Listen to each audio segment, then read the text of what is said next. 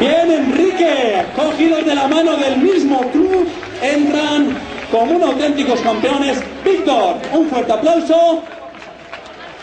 También dos chicas aquí, chicos, que se cogen de la mano como unos auténticos campeones. Aquí se les ve la cara de sufrimiento de los 42 kilómetros. Francisco, conseguido. Lourdes, conseguido. Vamos para allá. Ya estamos en la línea meta. Venga, Ferran.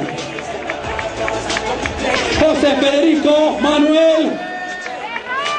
Ánimo, otra chica ahí entrando con un sprint, con un ritmo brillante. Beatriz.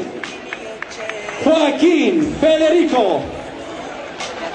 Pedri de Nules, amigo y conocido también del club Noulas. Jordi Vicent.